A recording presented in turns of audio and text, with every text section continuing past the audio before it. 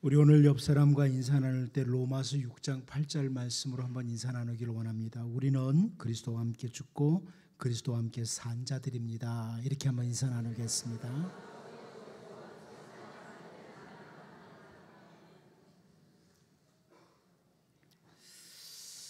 세상에 우리가 살면서 우리의 삶이 참 이 땅의 삶에 너무 많이 밀착되어 있어서 죽음 후에 다시 산다는 것, 이 부활의 문제에 대해서 그렇게 많은 관심 갖지 않고 살아갑니다.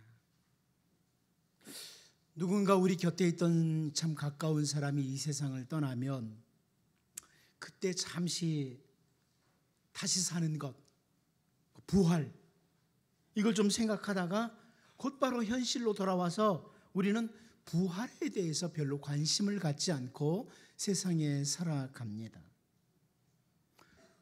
우리가 그 예배 시간이나 혹은 기도의 시간에 그 사도신경을 가지고 신앙 고백을 하죠.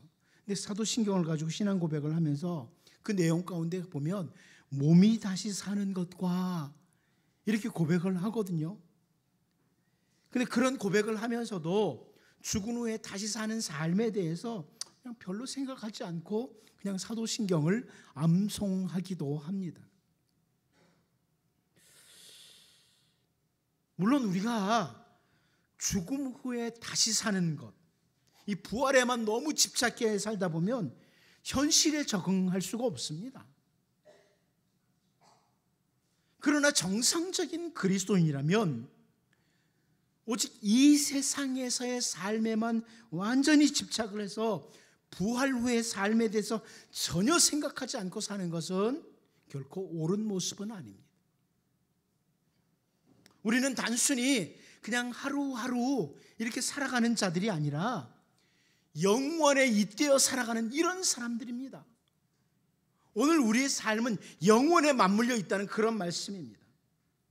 다른 표현으로 말씀드리면 우리가 이 땅에서의 생애를 다 마치고 나면 죽음의 강을 건너가서 주님을 만난다는 그런 분명한 생각, 부활의 첫 열매이신 주님과 함께 우리가 다시 부활을 하고 주님과 함께 영원한 삶을 산다는 이 사실을 기억하고 오늘 주어진 하루하루를 살아야 된다는 거예요.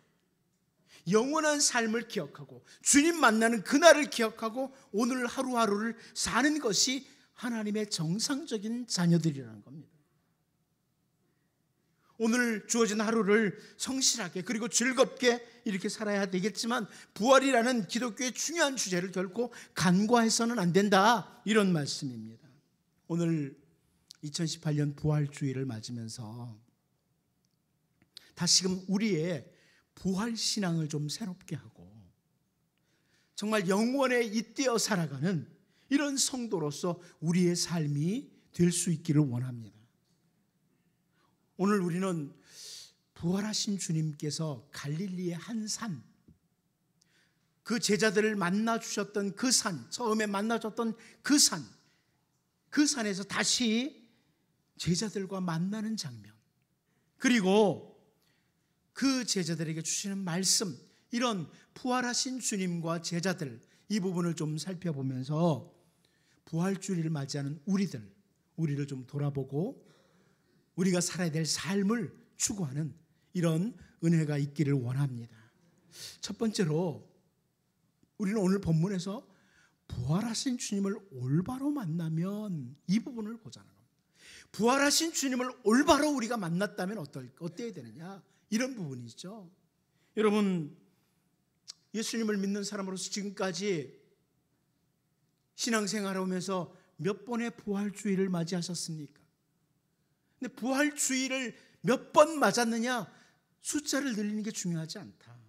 오늘 본문 16절, 17절을 같이 한번 읽어보도록 하겠습니다.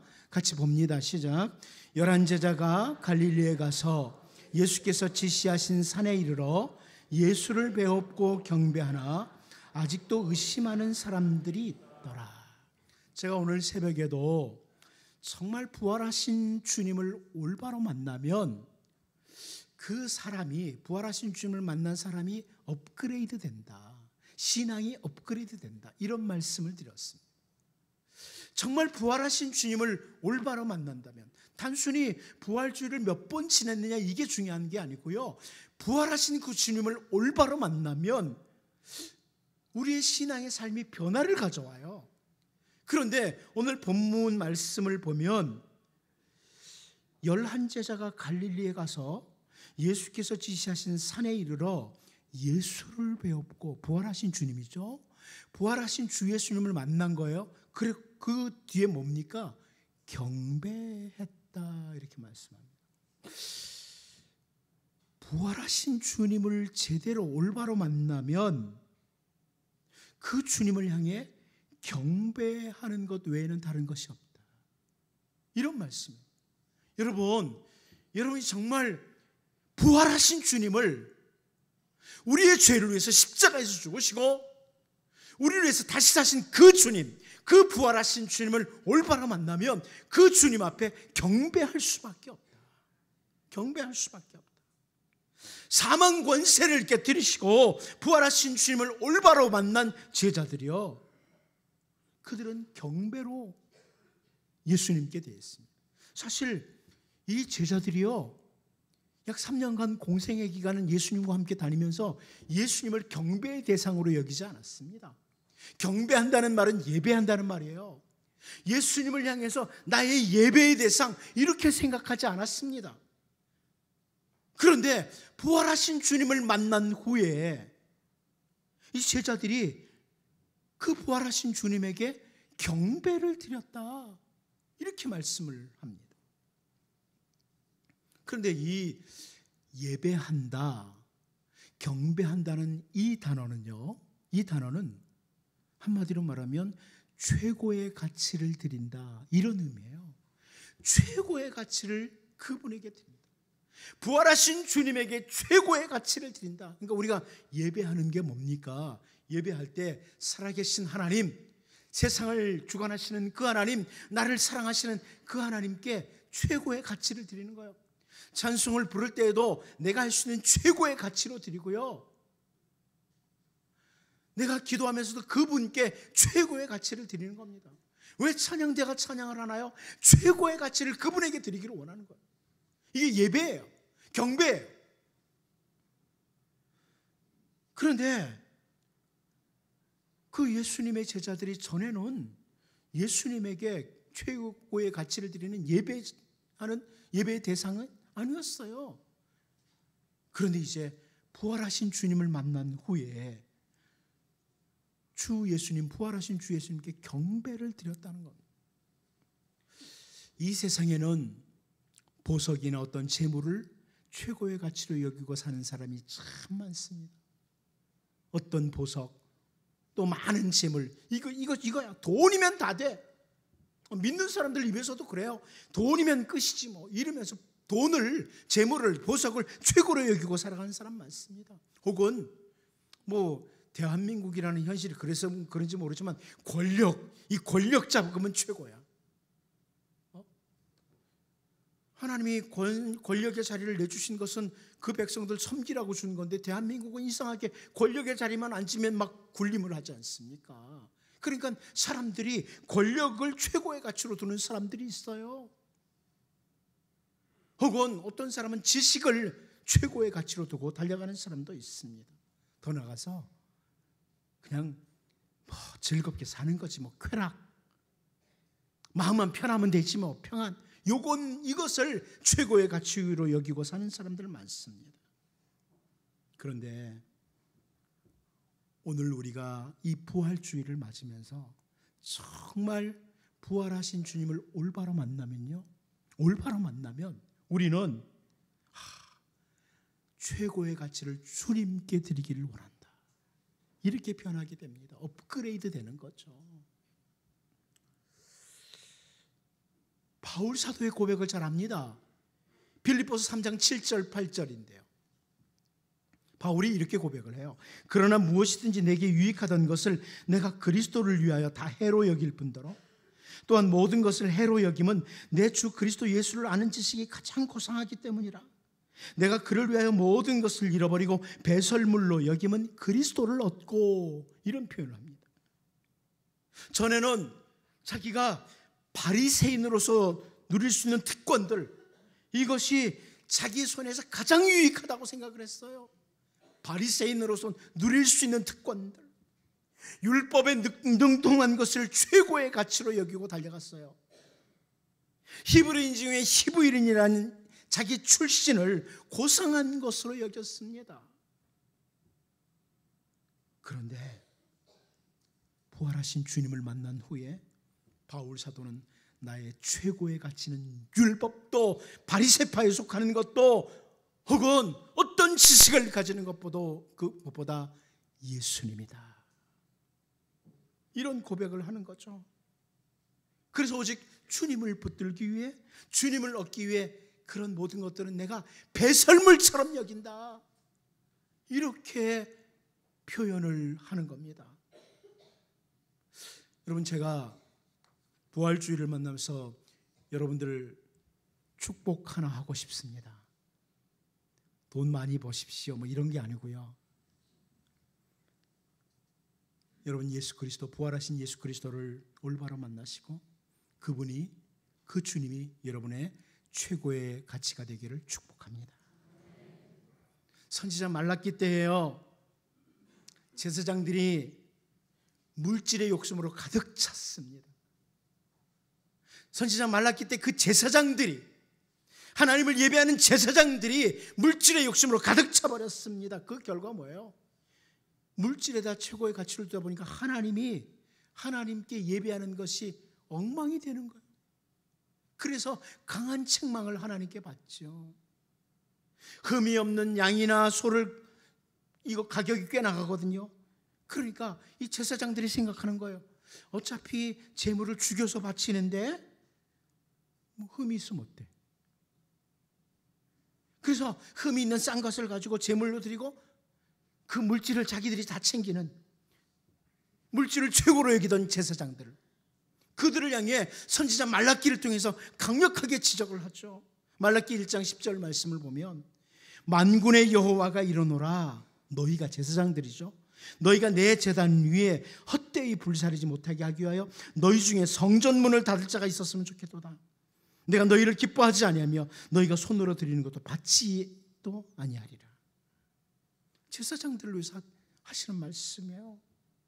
제사장들이 재물의 욕심에 사로잡혀서 올바른 예배를 안 하더라는 거예요. 이런 지적을 하는 거죠. 여러분, 2018년 부활주의를 맞으면서 다시 한번 부활하신 주님과 깊이 만나는 은혜가 있기를 원합니다. 부활하신 주님을 올바로 만난 제자들이 그 어떤 것보다 주님이 최고입니다, 그리고 주님께 경배를 드렸던 것처럼 우리가 우리 주님께 최고의 가치를 드리는 이런 참된 예배자들로 업그레이드 될 수 있기를 바랍니다. 근데 또 한 가지 우리가 간과할 수 없는 게 뭐냐면 17절 말씀을 보면 제자들 가운데 의심하는 자들도 있더라, 이렇게 말씀합니다. 의심하는, 누구요? 다른 사람이 아니라 주님의 제자들 가운데 의심하는 자들이 있다는 거예요. 부활하신 주님에 대해서. 우리가 이 표현은요, 정말 이 땅에 살아가면서 부활신앙을 가지고 산다는 게 얼마나 어려운지를 잘 보여주기도 해요. 부활신앙. 여러분, 이 땅이 끝이 아니고요, 우리 주님 만나서 영원한 삶 우리에게 있다. 그렇다면 이 부활신앙이 있으면 오늘 어떻게 살아갈까요? 어떻게 살아갈까요? 이 부활신앙으로 산다는 것이 쉬운 일이 아니라는 것을 보여줘요. 훗날 우리가 주님 다시 만날 것이고 주님 나라에서 산다. 이 땅에 사는 것은 정말 잠깐이다. 80년, 90년, 100년을 살아도 잠깐이고 우리에게는 영원한 삶이 준비되어 있다. 성경이 그렇게 선포를 해요. 부활신앙을 가지고 산다는 것은 오늘을 살아가는 것이 장차 주님 만날 것 기억하고 사는 거예요. 우리 주님 만났을 때 분명히 평가받을 거다, 이렇게 말입니다. 여러분, 부활하신 주님을 올바로 만나고 올바른 부활 신앙을 가짐으로 최고의 가치를 주님께 드리는 예배자로 설 뿐만 아니라 비록 우리가 발을 이 땅에 붙이고 살 수밖에 없지만 이 머리는 하늘에 두고 사는 바울처럼 나의 시민권은 하늘에 있는지라 이렇게 살아가는 정말 복이 있는 부활신앙의 백성들 될 수 있기를 바랍니다. 두 번째로 우리는 오늘 본문에서 온 세상의 통치자이신 부활의 주님을 보게 됩니다. 온 세상의 통치자이신 부활의 주님이라. 여러분 잘 아는 사건이 하나 있습니다. 예수님 그 공생의 초기에 마귀가 와서 예수님을 시험하는데 그 중에 마태복음 4장 8절 9절 말씀을 보면요, 마귀가 또 그를 데리고, 예수님입니다, 그를 데리고 지극히 높은 산으로 가서 천하만국과 그 영광을 보여 이르되 만일 내게 엎드려 경배하면 이 모든 것을 내게 주리라 이렇게 유혹을 합니다. 주님을 유혹하죠. 마귀가 세상의 모든 권력을 자기가 다 가지고 있는 것처럼 지금 그렇게 예수님에게 말을 하고 있어요. 내게 절을 해봐라. 그러면 이 모든 거 다 준다고. 그런데 오늘 본문에서 부활하신 주님이 하시는 말씀이 있습니다. 오늘 본문 18절 말씀을 보면 예수께서 나와 말씀하여 이르시되 하늘과 땅의 모든 권세를 누구에게 주셨다고요? 내게 주셨으니. 하늘과 땅의 모든 권세를 가지신 분은 부활하신 예수 그리스도이십니다. 이것을 보여줘요. 우리가 부활주의를 맞으면서 하늘과 땅의 모든 권세를 가지신 분이 우리 주님, 부활하신 주님이다, 이런 믿음의 확신이 있기를 바랍니다. 사도행전 10장 36절에서도요 만유의 주 되신 예수 그리스도로 말미암아 화평의 복음을 전하사 이스라엘 자손들에게 보내신 말씀, 이렇게 표현해요. 만유의 주 되신 예수 그리스도다, 세상에 존재하는 모든 것들의 주인이신 예수 그리스도다, 이런 말씀입니다. 여러분, 이 믿음, 부활하신 주님이 세상의 모든 권세를 가지신 주님이다, 만유의 주인이시다, 이걸 확인하게 되면 우리는 믿음으로 사는 것이 무엇인지를 알아요. 믿음으로 사는 것이. 왕의 권세를 가지신, 온 땅의 왕의 권세를 가지신 그분 앞에 최고의 가치를 드리는 예배자로 사는 것은 당연한 일이고요. 세상의 역사, 세상의 지극히 작은 것 하나까지 우리 주님 영역 안에 있다. 영역 주권이죠. 영역 주권을 인정하는 이것이 되기 때문에 바울 사도의 고백처럼 할 수 있어요. 로마서 10장 11절 성경에 이르되 누구든지 그를 믿는 자는 부끄러움을 당하지 아니하리라 하니, 이 믿음을 가지게 되는 겁니다. 부활하신 주님을 믿는 사람은 절대로 부끄러움을 당하지 않는다, 이 믿음이에요. 가끔 세상에 사는 사람들 중에 돈 때문에 부끄러워하는 사람이 있어요. 나는 가진 게 없어. 건강 때문에 부끄러워하는 사람이 있어요. 몸이 이렇게 약해서. 자기가 남들보다 지식이 적다고 부끄러워하는 사람이 있습니다. 그런데요, 이런 것들은 부끄러워해야 될 일이 아니에요. 남들보다 가진 게 적어도 건강이 없어도, 지식이 없어도요, 혹은 남들보다 키가 작아도 얼굴이 좀 남들이 세상의 기준으로 볼 때 좀 못나 보여도요, 키가 어떻고 몸매가 어떻든 이거 부끄러워야 될 일이 아닙니다. 이런 것은 진짜 부끄러워야 될 게 뭐냐? 그날 하나님 앞에서 내가 부끄러운 존재 아닌가요? 하나님 앞에서 부끄러운 존재 아닌가? 이 부분이에요. 이 땅에는 정말 아무것도 아닌 것으로 부끄러워하는 사람 많아요. 그런데 성경에 이르되 누구든지 그를 믿는 자는, 예수 그리스도를 믿는 자는 세상의 모든 권세를 가지신 만유의 주인이신 그분을 믿는 자는 결코 하나님 앞에서 부끄러움을 당하지 않습니다. 세상에 아무것도 아닌 것 때문에 부끄러워하며 살지 않습니다. 오히려 세상에서는 내가 남들보다 건강이 적고 물질이 적고 모든 것이 적어도 당당하게 살 수 있어요. 왜요? 내가 예수 그리스도를 믿는 자이기에. 2018년 부활주일에 하늘과 땅의 모든 권세를 가지신 그 주님이 나의 주님이시다. 만유의 주인이신 부활의 주님을 여러분 바라보시면서 주님께 올바른 경배와 또 주님께 모든 것들을 맡기는, 내 모든 삶을 맡기고 나아가는 이런 올바른 믿음의 사람으로 살 수 있기를 바랍니다. 마지막 한 가지 더 봅니다. 부활하신 주님이 주신 분부 그리고 약속을 좀 보도록 하죠. 우리가 잘 알고 있는 말씀입니다. 오늘 본문 19절 20절 같이 한번 읽어보도록 하겠습니다. 같이 봅니다. 시작. 그러므로 너희는 가서 모든 민족을 제자로 삼아 아버지와 아들과 성령의 이름으로 세례를 베풀고 내가 너희에게 분부한 모든 것을 가르쳐 지키게 하라. 볼지어다 내가 세상 끝날까지 너희와 항상 함께 있으리라 하시니라. 하늘과 땅의 모든 권세를 가지신 부활의 주님께서 십자가 복음, 이 생명의 복음을요 우리에게 맡기신 거예요. 여러분, 천사들에게 맡기지 않았습니다. 어떻습니까? 기왕이면 제가 여기서 말씀 전하는 것보다 여러분이 다 모여 있는데 천사가 갑자기 쭉 내려오고 천사가 말씀 전하면 뭐 조는 사람이 없겠죠? 그렇죠? 막 정신 차리고 와 무슨 말씀 하나 보자 이러지 않겠어요? 복음 전하는 건요. 우리가 가서 전하는 것보다 천사가 짠 나타나 예수 믿어. 그렇지 않으면 죽어. 뭐 이렇게 한다든지 그러면은 예수 안 믿겠어요? 그렇게 말 안 듣는 남편이 천사가 나타나면 말이야. 그런데 이 생명의 복음, 십자가의 복음을 누구에게 맡겼냐? 제자들에게 맡기십니다. 다시 말하면 오늘 우리들에게 맡기시는 거예요. 우주의 대왕이신 주님이 우리에게 복음을 위임하셨어요. 이것을 우리는 The Great Commission이라고 합니다.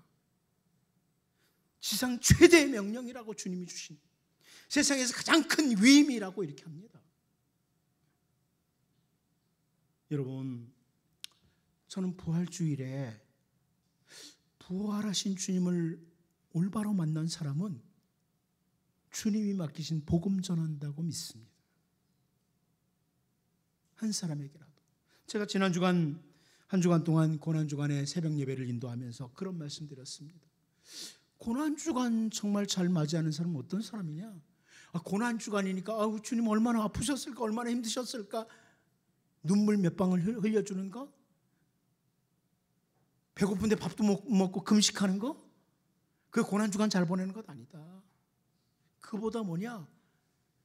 날 위해 십자가에 죽으신 주님, 날 위해 다시 사신 주님, 그분 한 사람에게라도 그 복음 전하는 거다. 이게 잘 사는 거다. 이런 말씀 드렸어요. 마찬가지입니다. 부활하신 주님을 올바로 만난 사람은 우리 주님 만나기 전까지 한 사람에게라도 십자가의 복음 전하고 싶은 거예요. 이 생명의 복음 전하고 싶은 거죠. 우리 주님이 주신 가장 위대한 위임을 한 사람에게라도 수행하고 싶어하는, 이게 바로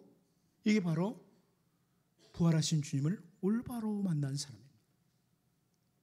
여러분, 할 수 있다면 가능한 한 많은 사람들에게 생명의 복음 전하는 부활하신 주님을 올바로 만난 사람들로 살 수 있기를 바랍니다. 그리고 그 위대한 위임을 주신 우리 주님이 약속 주셨습니다. 약속해 주셨습니다. 내가 세상 끝날까지 너희와 항상 함께 있으리라. 함께 있으리라. 여러분, 세상 사람들 중에도 신실한 사람은요, 약속 지킵니다. 그런데 우리 주님 이 약속 지키고 계십니다. 때로는 여러분들이 힘들어 낙심하고 있을 때 다가오셨어요. 힘내라. 내가 있잖냐. 마태복음 1장 23절에서 천사를 통해 주셨던 말씀이 있죠. 보라, 처녀가 잉태하여 아들을 낳을 것이요 그의 이름을 임마누엘이라 하리라 하셨으니 이를 번역한즉 하나님이 우리와 함께 계시다 함이라.